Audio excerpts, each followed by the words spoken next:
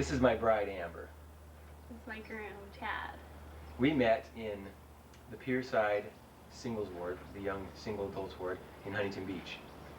And the first time we met was on Sunday at church. And December 2002. December 2002. We met briefly, and then we just had a little conversation, and I kind of had an impression left in my mind of this beautiful girl. And then we went, then a couple weeks later, or should I say, actually a couple months later, Amber and I reacquainted ourselves at a party in Huntington Beach.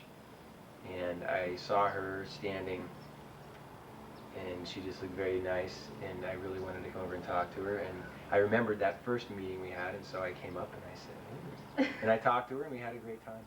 That was the first time we met. I remember that conversation that I had with Chad, that first real conversation that we had at the party.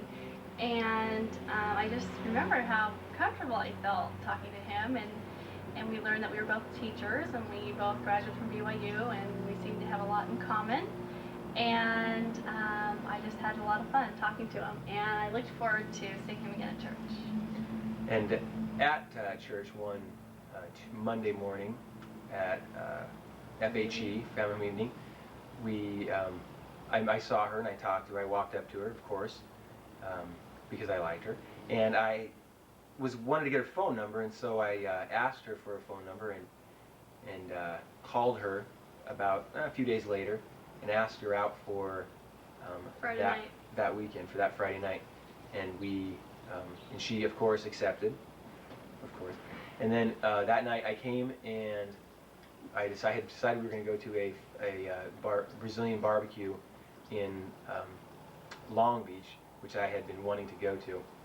And so I came here to her house, and I met her parents, and actually no, I didn't meet her parents. I think her parents were not in town. Okay. Anyway, I came to her house, and I took her out to this Brazilian barbecue in Long Beach, and it was great barbecue, great time. We had a lot of fun. Afterward, we went to a movie, and one of the things that really impressed me about Chad was his knowledge of traveling, and he told me all about Brazil and his mission and lots of different places that he's been to, and so that was really exciting, and he was a good conversationalist. Exactly. Anyway, after our first date, we had a great time. I took her to her door, shook her hand, and then we really didn't talk again for another week or two. I called her up again, and I asked her out again for another weekend. For a Saturday, I was planning on going to Knott's Berry Farm, and we went to Knott's Berry Farm, and that was probably the time that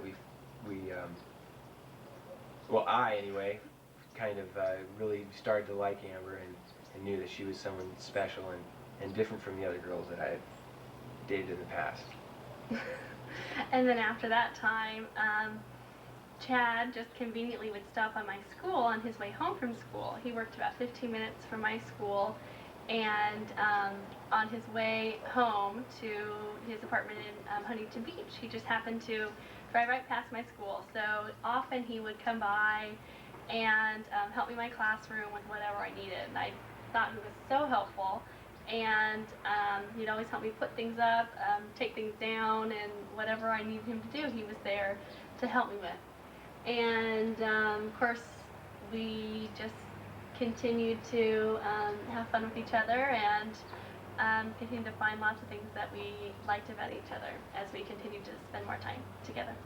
Yeah, and since we were both teachers, we in the summer we both had that off, and we were able to spend some good time together before we both went on vacation in the summer. And we went to Europe, and I went to Brazil, and we had a lot of fun spending a lot of time together. We began to spend more and more time together that summer, last summer, summer of 2002. Yeah. Anyway. Before we left, we called it the Week of Fun, and we spent every day, every second of the day together before Chad left to Brazil. And we did lots of fun things together and just spent all of our time with each other. And before he left, for my birthday, he gave me a card, and in the card he gave me tickets to see The Lion King together, and we were planning on seeing that in August. So I was excited to know that when we both got back from our month-long trips in the summer in July, that we would have another date in August. Exactly. And that was around that same time. I think before I went to Brazil, and while I was in Brazil, I thought about her a lot, and I realized I really did want to marry this girl. And I prayed about it and figured this was the girl for me. And so I started to plan our engagement, which I knew that it had to be something spectacular because, or at least, you know, something better than average, because Amber is better than average. And so I decided, I had heard before, she said she'd never gone hot air ballooning, and she wanted to, and I thought, ooh, that sounds like a fun thing. And so I had made some arrangements to go hot air ballooning in St. George with her when her family was all there on a family reunion type thing. And so and really the whole time she never expected anything. I got the ring, got that taken care of, everything set up, got the guy out there ready to hot air balloon, and everything was going great until the weather in St. George was not so good. It was raining, and I was really worried that it wasn't going to work out. And so, fortunately though, by the end of the weekend, the sun popped through the clouds and the weather turned nicely, and it turned out really nice. And so we were able to salvage that and go hot air ballooning. And when he told me we were going hot air ballooning, I just thought it was such a great idea because I had never been hot air ballooning, neither had he, and so I thought it was just something special to do. And so when we were taking off, all my family was there, and they were taking pictures and waving, and I just thought they wanted to be there for the show. And so as we were up in the air, Chad pulled out a list of 50 things that he loves about me, and he read it off and said that he could name 50 more, and asked me if I would marry him. And at that time, I said yes. At that time. And then we landed, and her family had a big sign, and I had to make, and everything was just great. And he had it all prepared in advance, and I had no idea about it, and so it was really something special to remember. Yes, and that was basically the beginning of a beautiful relationship, or I should say yeah, pretty much.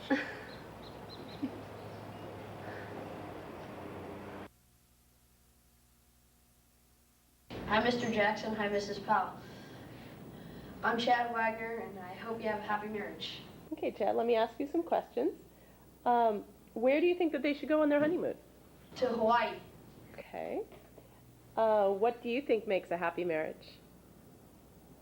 Loving your wife very much and still taking her on great dates and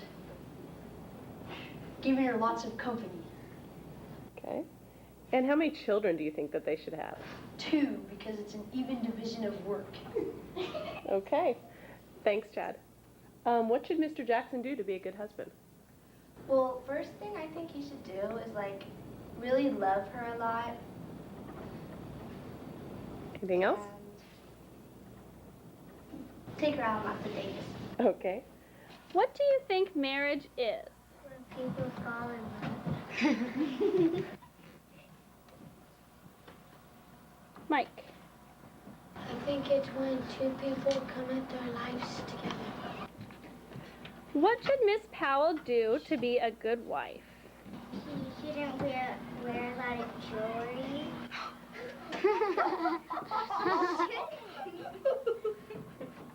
Cynthia. Love your husband forever. What should Mr. Jackson do to be a good husband? Kevin. Help her grade papers. Backwards. Kenny.